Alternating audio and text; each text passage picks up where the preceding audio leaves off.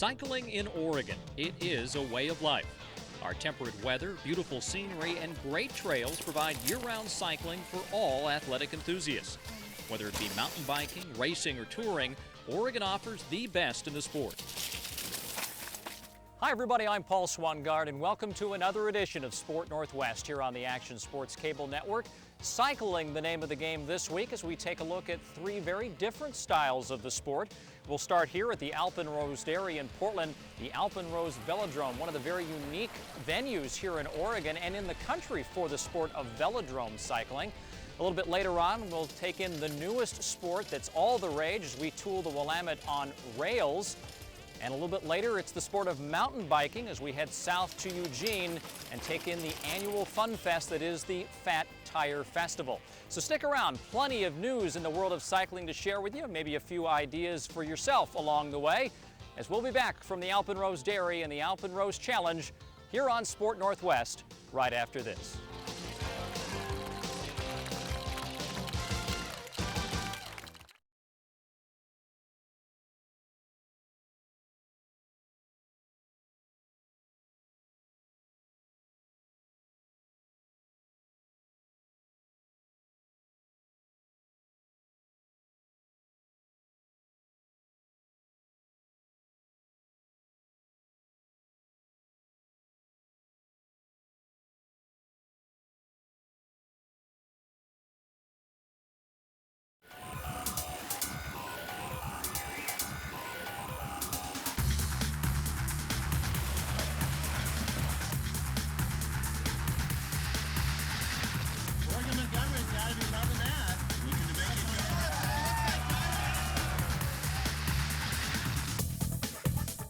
Welcome to the Alpenrose Velodrome.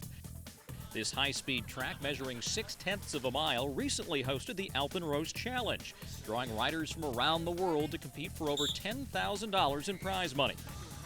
Comprised of 7 main competitions, the 3-day event brings out hundreds of spectators to cheer on hundreds of riders.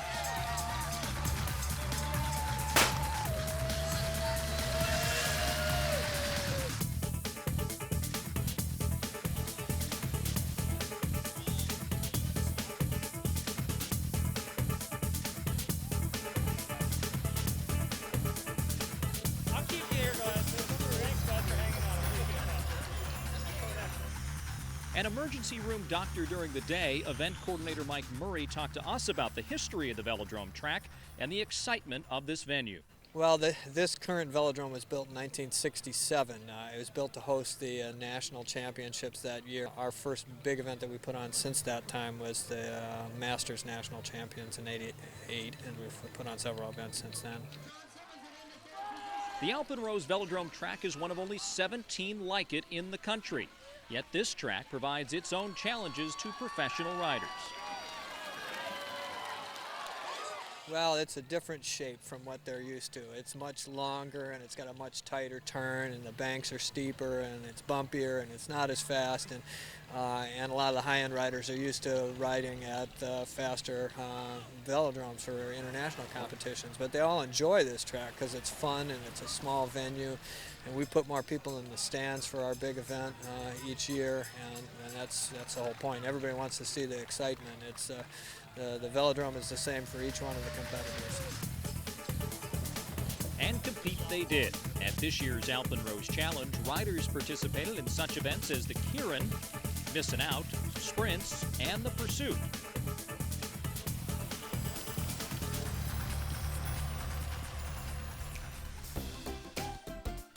Probably the most memorable individual race every year is the Kitty Kilo. In this event, any child who shows up with a bike can participate. 4 laps around determines the winner. And what's so great about this event is that it gets kids involved in the sport. Recently, a young woman who started in this event years ago became a national cycling champion.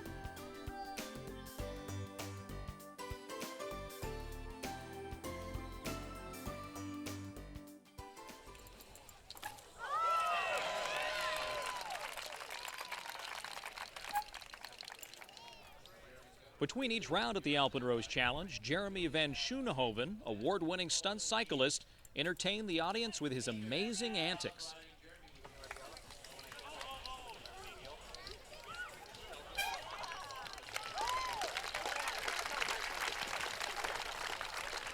And I got into the trials because I seen a guy at a bike shop. His name's Jason Nelson, and he was hopping on his back tire. And I was like, whoa, that's so cool. I want to learn how to do that. Asked him a few things. Asked if it helps to have your seat down lower. He told me, yeah, it helps a lot. So I dropped my seat down and went home and got one hop first try. So just kept working on it from there and practicing a lot and ride everything you can. At a lot of my demos, I'll pull somebody out and hop over them. Most of the time, it's not an Olympic gold medalist, but you know, occasionally, like here it is. And you just practice so much that you're so confident that you know you're not going to hit them. So.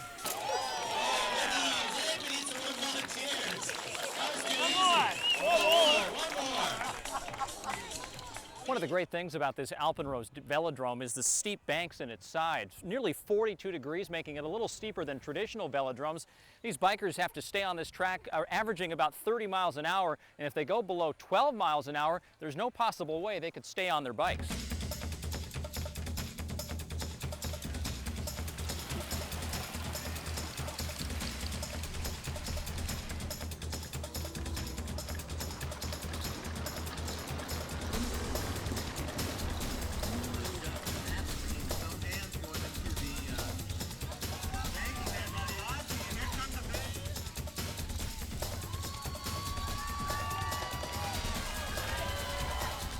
One of the great things about the Alpenrose Challenge is just about anyone can enter an event.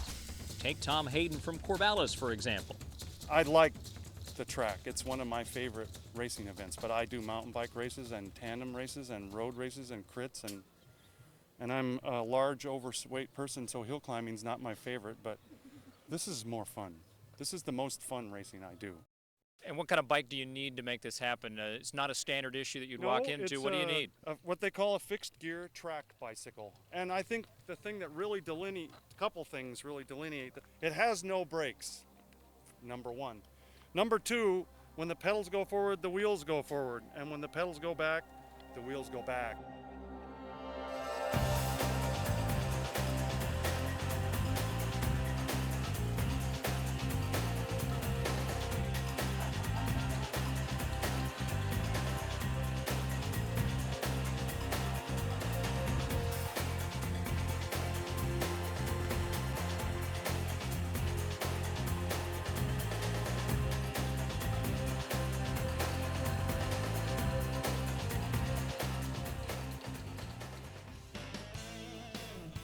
This year's event drew national competitors from such countries as Australia, Canada, Trinidad, and New Zealand.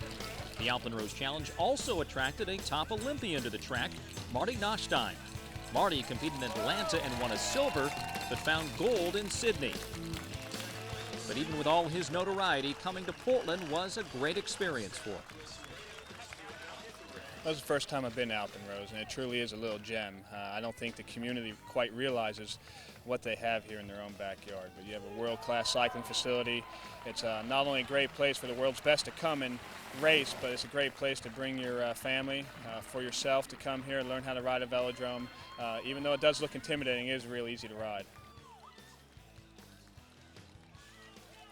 While in Portland, Marty set a new track record as well as gained some new fans. As an athlete, we're here to put on a show.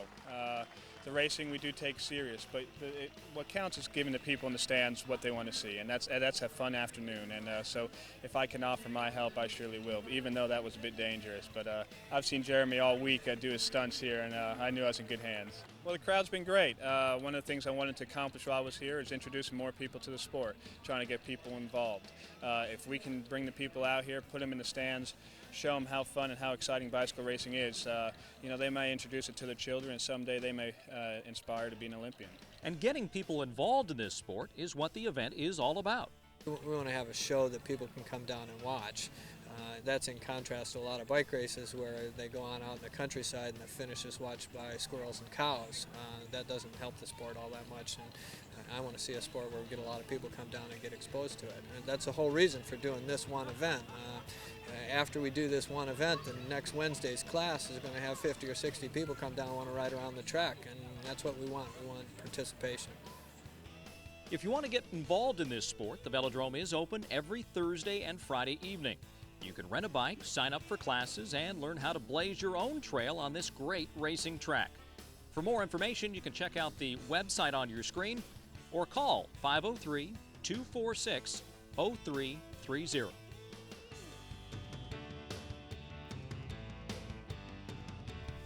When we return, we'll look at a new version of the sport of cycling, rail biking. Don't miss it.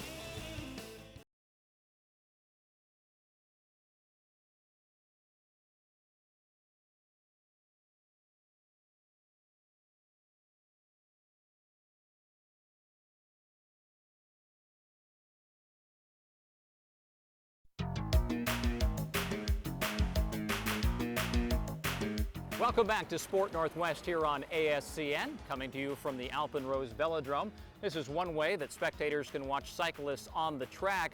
Turns out there's another new way that people can ride, guess, on the track, as we take in on the Willamette the new sport of rail biking.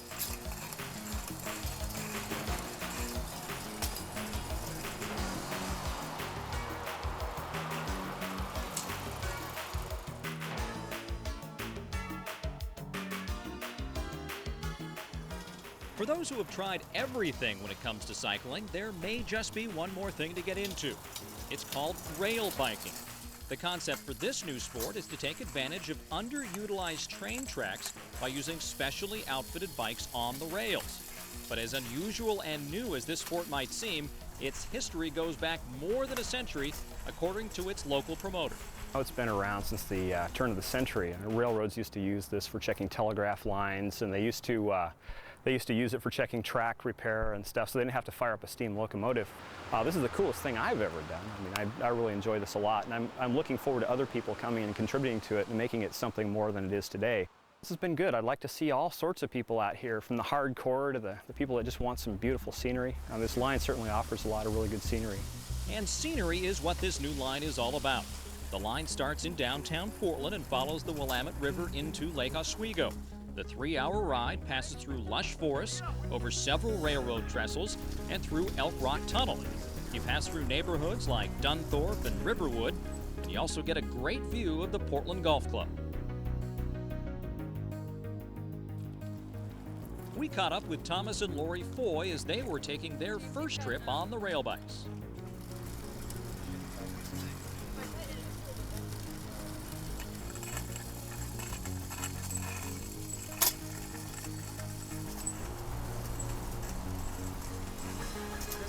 Might rub just a little bit.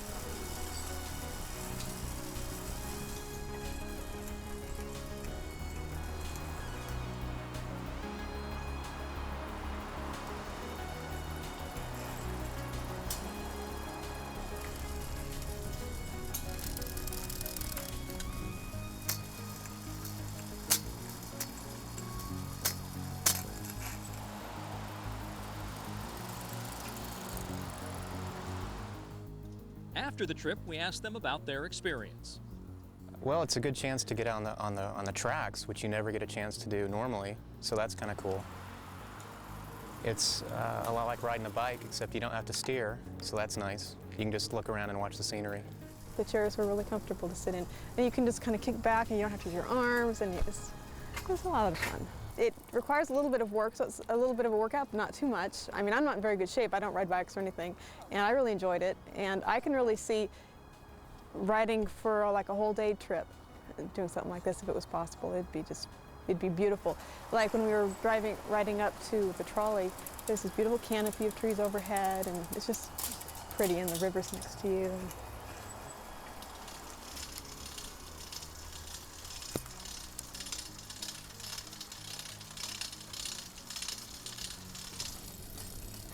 Each tour is led by tour guide Craig Sheely.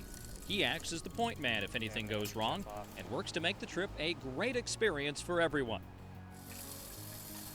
After doing just about every other type of cycling, this sport really caught his interest. Well, as a concept, it sounded great.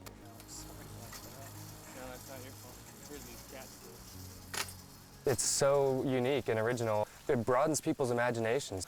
You know, they never thought that they'd see bicycles on rails before, and all of a sudden, there's a lot more possibilities out there when they see something like this happening. And fact of the matter is there is, because when you're comfortable on these bikes, you don't even think about them. You just pedal and you're looking out here and you're looking over here and you don't even think about it. And that's what we want. That's what this is all about. Before this even got started, I thought this would be a marvelous opportunity for those with sight disabilities, just to come out and have some fun doing something that they could just hit full throttle without any kind of consequences. Even if you take one trip, there's always something to come back and see. There's always something new to try.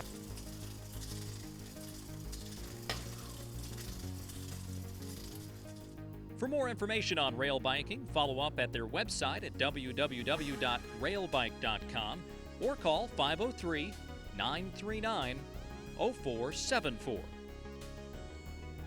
When we return, we'll visit Eugene for the Shotgun Creek Fat Tire Festival. Don't miss it.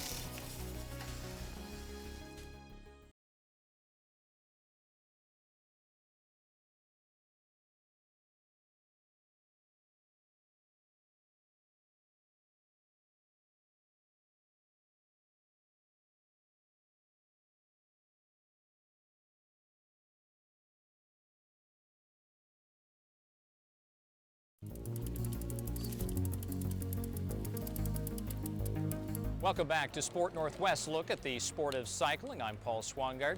You know, the velodrome word is French, and the Europeans really are the ones responsible for having this sport grow to worldwide popularity. And if there is maybe one sport the Americans can lay claim to, it would be the sport of mountain biking, and you'd figure the Northwest would be home to some of the top events, and it turns out they are, as we head down south near Eugene for the annual Fat Tire Festival.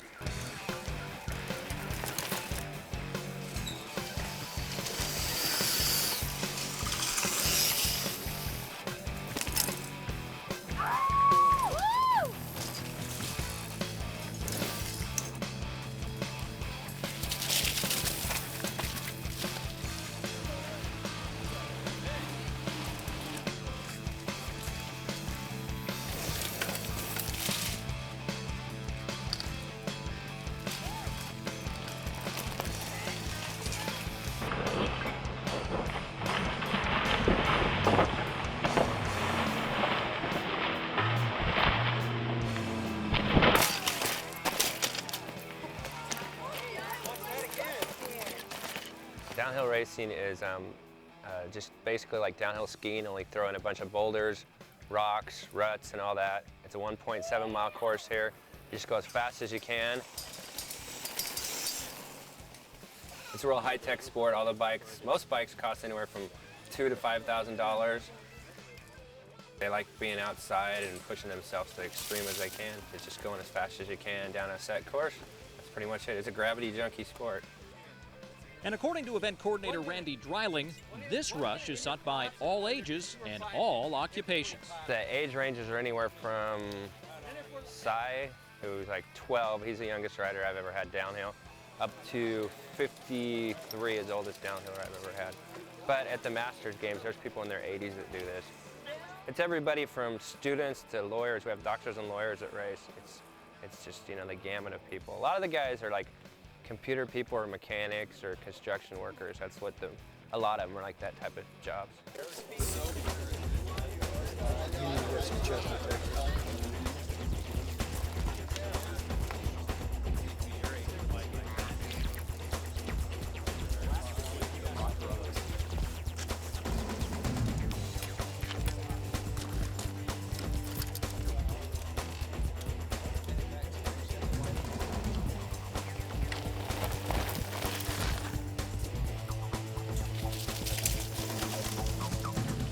Some competitors race just for the sheer enjoyment, while others are working toward the mountain biking finals on Mount Hood in September.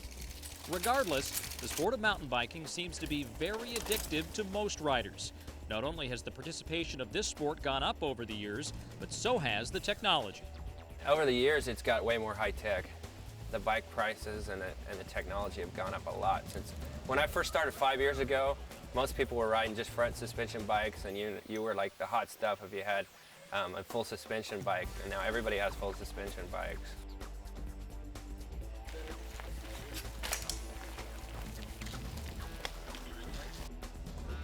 Oh yeah, there's definitely a lot more junior riders, and they're becoming faster and faster all the time. It's not uncommon for a junior rider to, if they weren't under 18, they'd be placed in top 3 among the Oakland pros. There's definitely a lot more junior riders. That's always our second biggest class, is our junior pro expert class.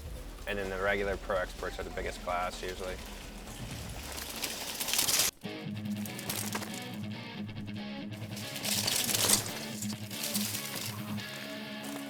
Go, Aaron, go!